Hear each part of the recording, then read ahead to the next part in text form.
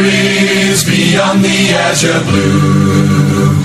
And to so do and cat a crystal for and section. Another and Quamshano football book Yakobo football. No, we have been say you do for the Yanko say we never share. A software, I say Yanko and Nantin Soswa and go big yet the Anya over Pamon Waka. I mean, Niponia against Sakran Soswa. As of one so other politicians are. Good morning, Abusian 4. Onyankopo enhyamo bebre sa enanso yeda so eka akra atiasefo ho na Church of Christ edwumadie Voice of the Church enanso so yede ebrewo menne atiefo egusuara na yesua bibi ade afa asori mu sikasam ho na baabi a yaduru ameno eye ho adwuma no eye entuso dudu nia oboni etwa no tight asori fo bebre ede aye emra ede ama omo asori ma obi ewu na asori fo ehwe omo enwuma mu na onye obi a na otua tight a ye wasori bebre ho no mo a osofo no onsie sa asori ba no we ane enam Bible eso ye hwehwem se aso eye no kre sa onyankopon ede emransem bi ama a Christopher sa yentua entuso dudu ewo Christosom ebre so ana we obi a watie mi abepem sa abre ya anza ayede ama ewo sa ade mu ne se no na adenti ana entuso dudu eho asem ewo Bible mu na eneyi mimi begina ha ana Church of Christ for ebeka say a Christopher entua entuso dudu and someone me no aka ewo adesua mu no so far no ebi ni say ukọ Bible yi mu a ye wo osom akese mienu ana ewo Bible yi mu Judaism ana Christianity eho asem ana ewo Bible yi mu na entuso dudu ye tight no eho asem biara ayeka ewo Bible mu no eye omo na e practice Judaism no ana yeka sa asem no e de akere omo nemom yeka Christosom ankasa de a onyankopon kan kire a Christopher se yentua entuso du minu adofo a wotie me na ebinim susu se na brasebo na yeka no yeka no tra keke Christianity is different from Judaism. Makoto Galatians chapter 1 verse 13. Atwe adwen ade agina so se. Ya na enkrofo ta aka asem bi se Paul amentem. Nanso osene adikanfo. Sa statement no a eda iwiase no. Sa obasa wote ase a bisa ho question se na ehefa ana Paul amentem. Christosum mu ana Paul amentem. Ebra na Yesu etiase one asomafo edumienu no enam no na Paul enka ho. Ekire kura ansa na Paul eba be ye Kristoni. Edise ekase Paul amentem a eye Christosum mu ana Paul wa amentem no. Asembisa tosumienu ne se na se Paul ama Christosum mu entem a ehifa ana na owo ansana Paul oba Christosum mu odofo wutiame na Paul ewo Judaism mu Jewfo som no a na etua entuso dudu no na yekum emoa edebo afode no na yehye candles no sa wo som ni mu ana na Paul ewo Jewfo esom no a na Lewi fo enko a ana ewo ho kwan se edi asofo ewo Israel fo mu no enumu na Paul ewo sa osom no enya noa ade efa ni Christosom etimi nu adofo awuteme 2 Timothy 2:15 say we must rightly divide the word of truth. Onyame asam a eye Bible no etwa say etumi chichem pepepe na yamfa hwempo aduro ankoye sabe ananta enti Galatians 1:13 no wo Bible mu no Paul say monte akane no abrabo na miwom ewo Jewfo esom mu sade meta onyankopɔn asɔre no ema no ebro so na me bɔ modern say mesɛe saa onyame asɔre no enti na Paul ewo Jewfo esom ni mu ana ɔta a Kristofo no ɛkyerɛ ana Kristo ɛfrɛ no ɛma Paul efiri Judaism mu ɛba bɛyɛ Kristoni ɔsɔfo bɛn bikyerɛ onipa biara a ɔfrɛ no ho ɔsɔfo ɛnɛ a wosi nyame afrɛ wo na ya tete wo bɛn ɛna Samuel amekan wo sɛ ɛnyɛ saa nɛteɛ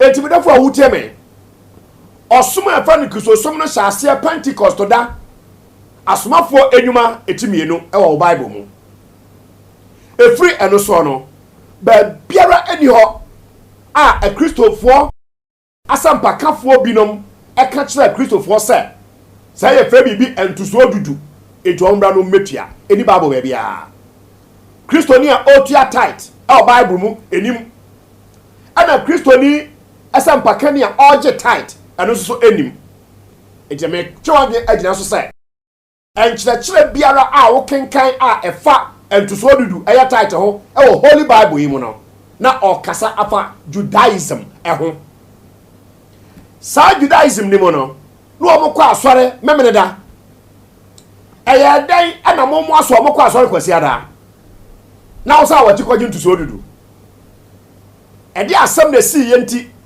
ana kai homeda na yɛ no kronkron no etumi kyɛgye yɛ ɛma Kristofo ɛkɔ asɔre kwasi ada yɛn Church of Christ for yɛkɔ asɔre kwasi ada ɛnam sɛ yɛkɔ asɔre kwasi ada nti no yɛnye ntusuo dudu wɔn na kɔ asɔre memene da no ɛna na agye ntusuo dudu ɛno nti edi adanse pefe sɛ ɛnaada bi aba ɛwɔ nkrɔfo a ɛka sɛ ɔmo yɛ Kristofo no afam midafo a wotie me sɛ yɛ kantusuo dudu a asɔfo ɔgye ne nɛ sɛ ɛyɛ aprobɔ ɛho asɛm a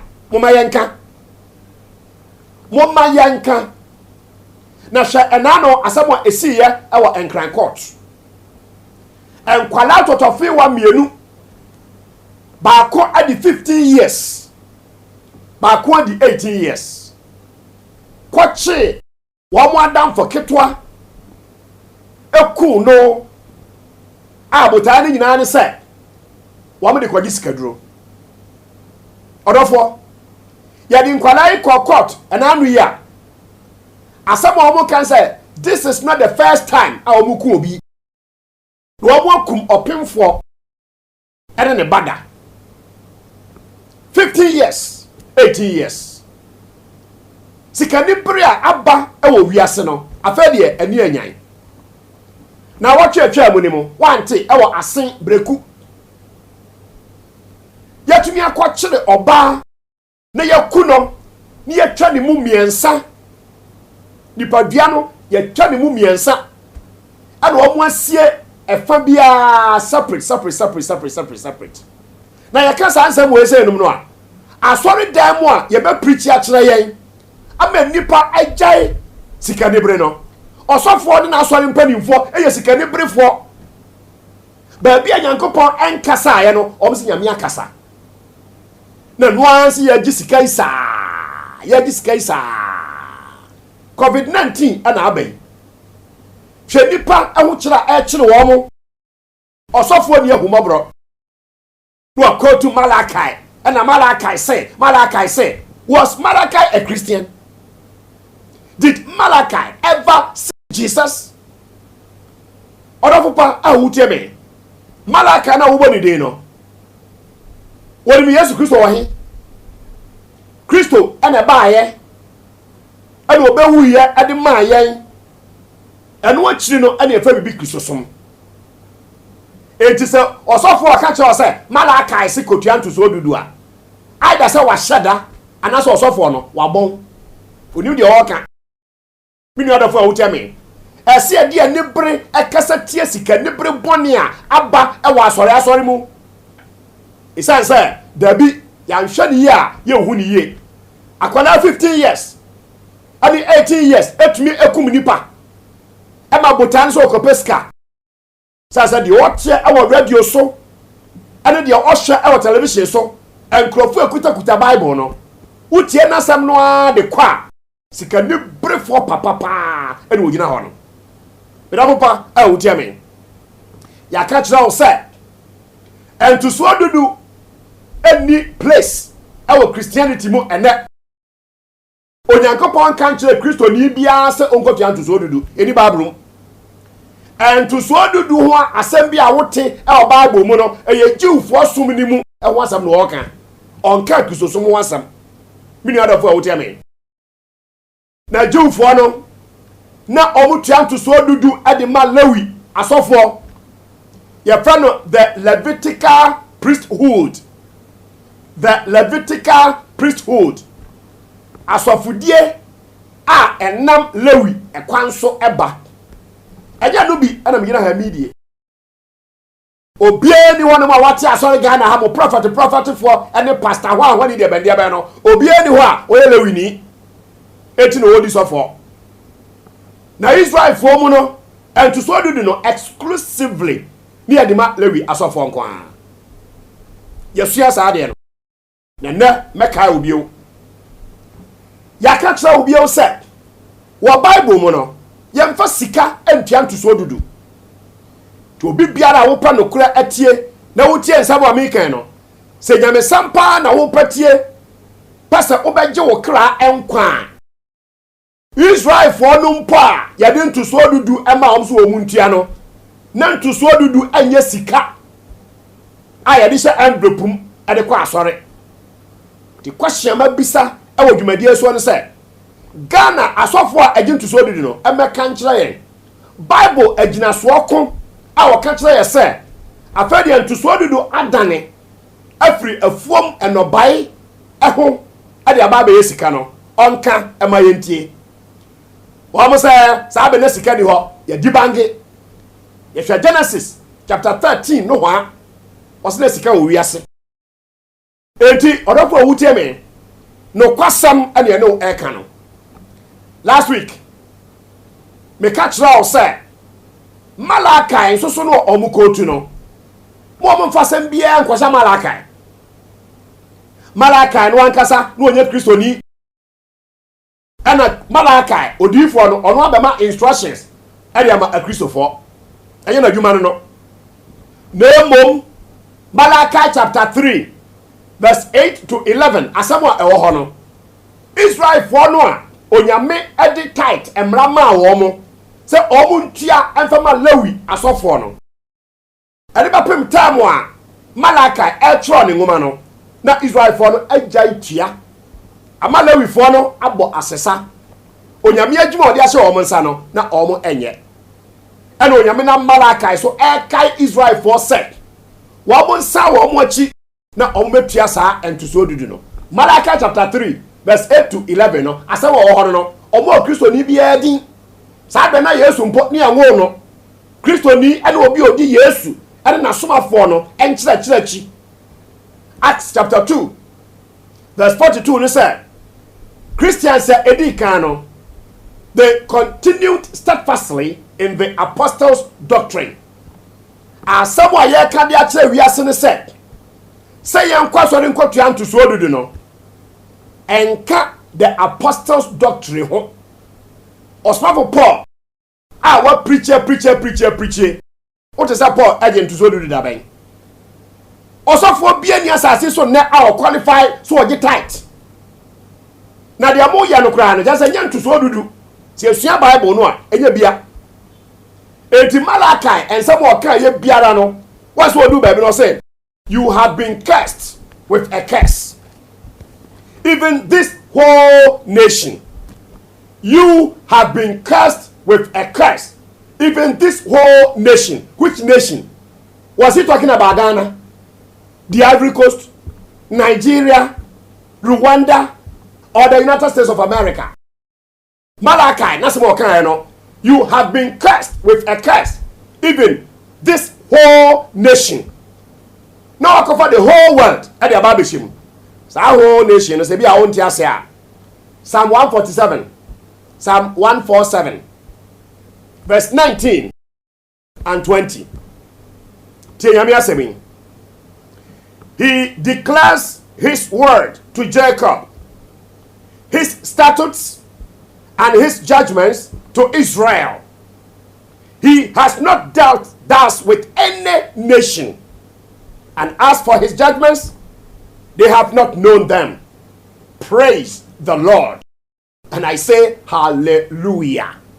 Bible say, Onyankopon, ordinance some ama, Obama Jacob. So only one, Jacob no, and you be changing the din, eba friend Israel. Eti Jacob asefo no, and you from Israel for. And Psalm 147 verse 19 say, I ye ka Judaism a, Jew for asom no. Onyankopon yi na sam no, edema Jacob and asefo. Psalm 147 verse 19. Na tamudia enina oyichira Israel for. It is in your Bible. Verse 20. Psalm 147 it said, Oni omai biara enye sada. He has not dealt thus with any nation. Now come Malachi chapter 3. Our culture said, you have been cursed with a curse. Even this whole nation. It is referring to the children of Israel. One can home. And also for Malachi chapter 3. And abejo and to so do. Ayanada. Aya 419 pure. And also for ayasa. Na enema mienu and makachira wo. Say also for no omo we a na washada. Washada onim no kura pa. Say Christopher ntua tight. Na sika ne bri aba wiase e ma nkwala tumi kokum wo mo adamfo. Say ade kwaji sika duro no. Asofo eka ho bi ana sa ade aba wiase. Asem bi omo ka bia wieye e sikasam. Oda papa a wutia me.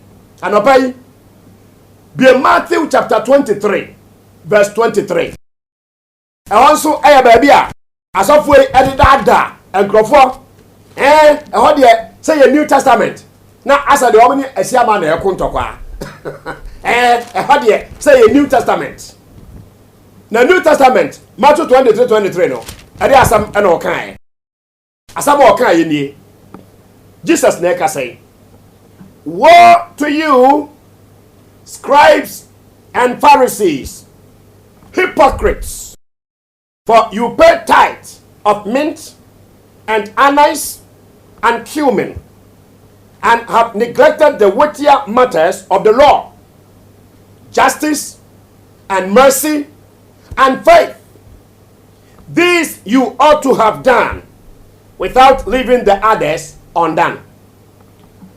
Anna Osofo say, Osofo say, Matthew 23 say, go to your tithe.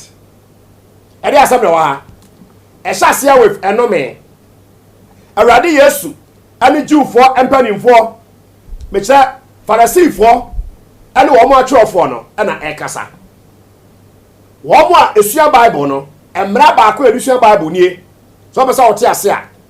Wo kai ade no awie a, no bisa wo ho say, who is speaking? One e kasa. Who wie one wo kasa ya? No bisa wo say, to whom is he speaking? One wo kasa e de akere no. And some of bisa wo say, does this apply to me today? And you bebre answer no. And a be yes. Our Bible studies mo. Matthew 23, who is speaking? Jesus Christ. To whom is he speaking? On what boarding? The scribes and the Pharisees. Who could use to Matthew 23 say, yes, if I go to your tithe. Now, who would you know? Good morning, BMO. Are you a scribe? And are you a Pharisee? Enti enkochia Bible no na enkocha asabuntu onyankopon so. Yesu ani Jew for mpanimfo na ekasa. Ana o say munue mo atwafo ani Pharisee for. Na ekwa mo fa so mutua ntoso dudu nie. Eba ntoso dudu dia mo ho ha papa.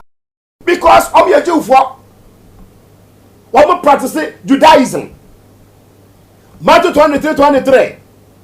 Adia won say Yesu akira enema ko a na Israel for edutia titan so. Sama ka kira say ye mfa sika ntua titan e o Bible. It is a Matthew 23 na wo use so there. Now the sikasha embrepum ekwa asori you are contradicting yourself because Yankopon ani era Yesu no almost ka bia din Matthew 23. Yem fresh sika tight e Bible mu.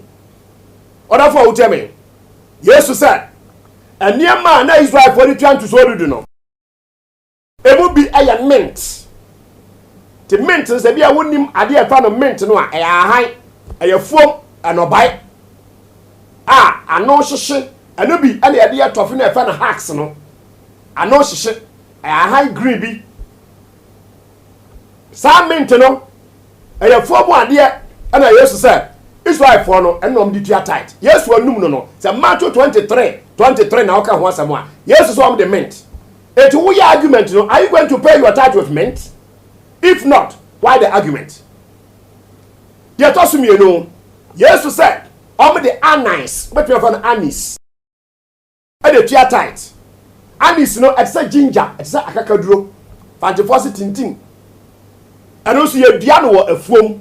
Yes said enom di tua tight. The atwa to aye cumin. Cumin no ene na India for e de curry powder. Yellowish powder bia wo de ya akokɔ nam a na ehu nyina ye yellow no. Eno so ye afuom enobai e ya hahan ene ye yam ena eba ye curry no. Enti say Matthew 23 e cheche bibia. De Yesu e kan say na Jewfo etua tight. Ya ka kire odada. The Yesu can say, "Enye sika ana na omdi tua tight." Nam na ye afuom no bai ana na omdi tua tight. Say momo dia na mutua no, ye say quotation no he fa na wo say fa sika asha envelope kwa asore na ye fa no tight. Maka kire say there is difference between tithe and offering. Church of Christ for ye to offering, collection, contribution, giving. Tani ye fra no. Ye di sika na ye na to so do Bible mu de ye nya botai to this say it has nothing to do with money. But papa wo tie me na Yesu Matthew 23 no catch Jew for no say e batai to dia e be sa haman kitinkiti nyina wo be tua tight na so na omo wura fi the weightier matters of the law.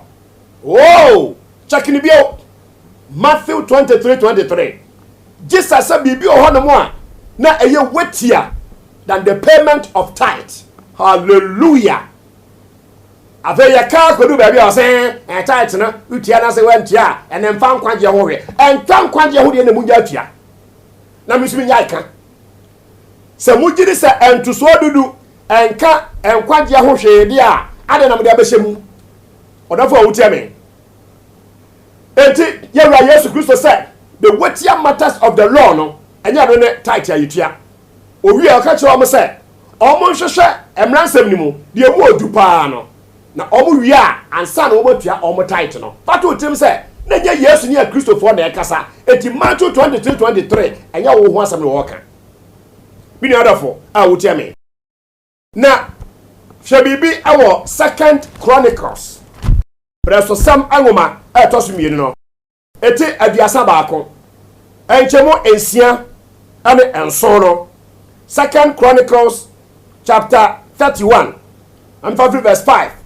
emesi verse 7 unim ohine bi ayefan Hezekiah a ebra bi oyare ya enka obewuo a onyankopon ma no 15 years eka ne nkwa na ho no won se ohine no obutu wo se obompai no ka che onyankopon se awrade masomo e wo no krem ade baako a ode som nyame wo no krem ni se ebra Hezekiah ebeye ohine no ohunu se Israel for na ja tight no tua wo buntua enti ohine de ne ho jim ana okachira Israel for ne se omoma no muntua nto so dodo no aya very interesting so kenkan a ana abehunu se de makachira wo nyina aya no kore se de dikan ye mfasika ntia nto so dodo aya fomu niema de toso mienu se ye tua no afiafe nso na nya bosome in the 31 2 Chronicles verse 5 no was said, and as soon as the commandment was circulated, the children of Israel brought in abundance the first fruits of grain and wine, oil and honey, and all of the produce of the field. And they brought in abundantly the tithe of everything. Everything of what? The produce of their land, the produce of their field. 2 Chronicles chapter 31, verse 5. I don't know. Israel found Pesika and their tithes. Verse 6 says, and the children of Israel and Judah who dwelt in the cities of Judah brought the tithe of oxen and sheep, also the tithe of holy things which were consecrated to the Lord their God, they laid in heaps. And near Israel for editor to no, they laid them in heaps. Ya can heap wa. Ya say ya boa no sika ya boa sika no. Ema ya me say what be that? One boa no heaps. Enuane edie na gu ho no, e na gu ekuaku. Verse 7. 2 Chronicles chapter 31, verse 7 said, in the 3rd month they began laying them in heaps, and they finished in the 7th month. Hallelujah. Ya catch that said, a ya fiafe and Israel for to so do.